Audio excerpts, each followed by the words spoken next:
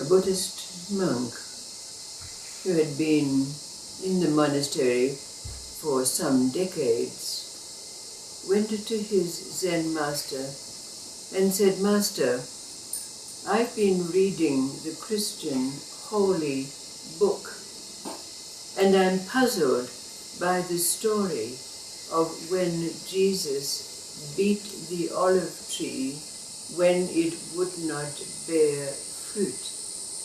Tell me, why did he do that?" And the Zen master looked at the old monk and said, "Become like a Jesus, and you will know why he did that." Over these last days, the questions have been asked: where are we? What is it that's here when the body, mind, and soul are in alignment, and the three dimensions of existence are merged in the present? There's that story about a young man. In fact, he was a prince, and he was wandering by a river one day when he came across an old hermit sitting under a tree, studying a large tome on his lap. When the prince went over to give the usual greetings that were expected, and bending down in front of the old hermit, he noticed that the language in the book was totally foreign to him. And after his greetings to the old hermit, he said, "I am a prince, and my education has been that I have learned many languages of the world, but I do not know the language that you are reading." The old hermit said, "This language you cannot learn. It cannot be taught. It can only be experienced. But it can also be demonstrated. If perhaps you will travel with me a while, you may learn this language." So the prince agreed, and when the old hermit rose up from under his tree and they set out on their travels, first of all, they came to a very palatial residence, and when they went there seeking hospitality, they were welcomed by the master of the house and invited in to this grandiose residence, and to a meal that was not only sumptuous, but served on golden plates. Now after the repast, to the prince's great surprise, the old hermit slipped one of the golden plates under his cloak, clearly stealing this object, and the prince was very shocked. But before they had set out on the journey, the old hermit had said to the prince, "The only request I have for you is that you must not question what it is that is done." So remembering this, the prince kept his peace and zipped his lip, not asking the question that rose to his lips. So they left that place and continued their wandering. And that evening, they came to another, rather lesser than palatial, but certainly a very rich residence, and sought hospitality and a place to sleep for the night. But they were treated very rudely by the servant who came to the door, giving them a sour bottle of wine, some stale bread and rancid cheese, and being directed out to the barn where they had to sleep with the animals on the hay that lay on the ground. The very next morning, the old hermit went to the door of the residence and asked to see the master of the house. When the master of the house came, the old hermit not only thanked the owner profusely for his hospitality, but took out a golden plate from under his robe and gave it to the owner as a thank you for what they had been given. Now the prince was greatly surprised by this, but of course had to keep his peace as he had promised. And so they resumed their travels.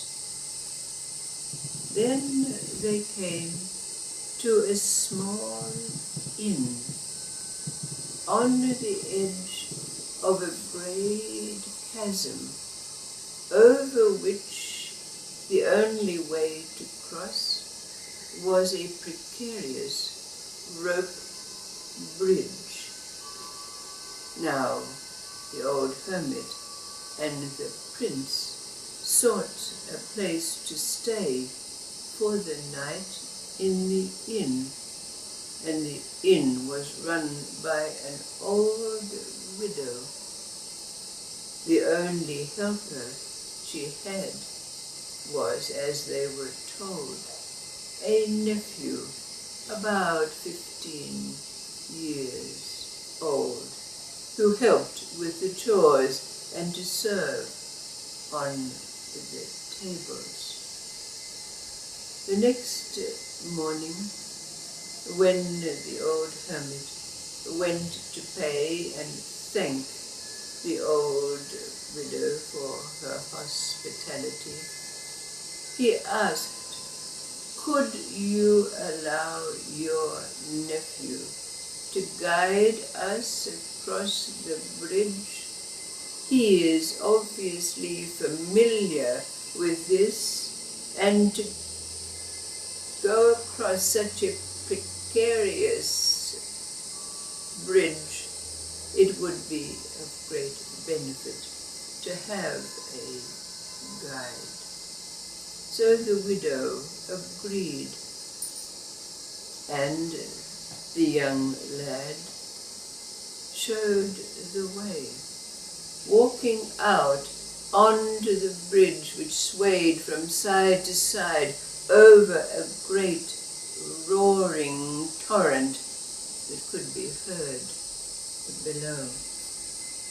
But when they were halfway across the bridge, the old hermit hurried forward and, in a very rapid motion, pushed the young boy off the bridge, so that he tumbled, obviously to his death, in the rapid flowing river below.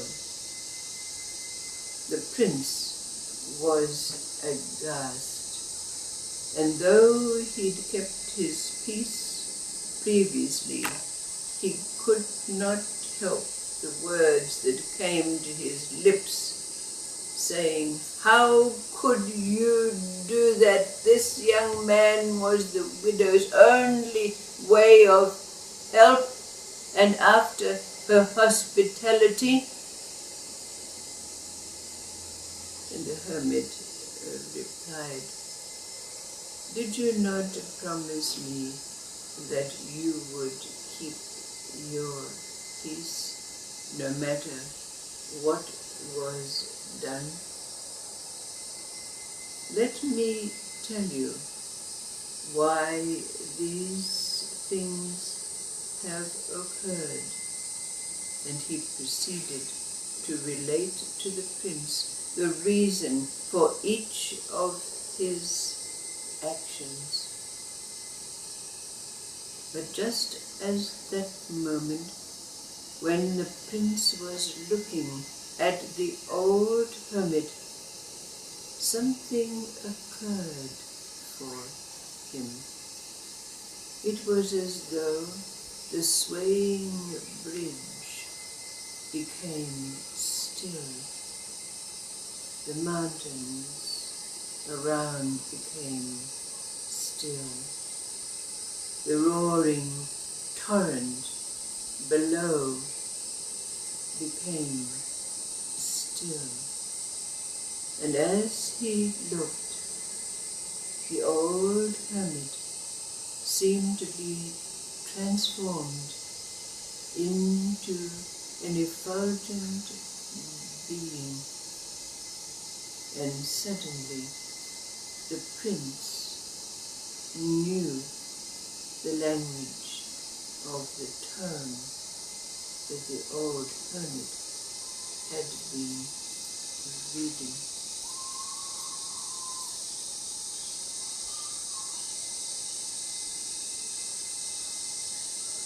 What is the deep meaning of this story? In endeavoring to answer the question in ourselves and for ourselves, where am I? What is it that is here when my body, mind and soul are in alignment and the three levels of existence are merged in me?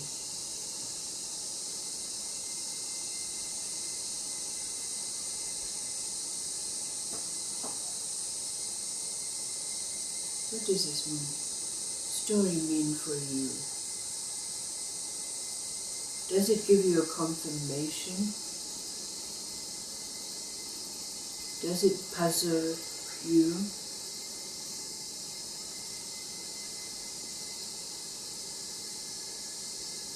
Does it give us the answer to why Jesus beat the olive tree because it would not bear fruit?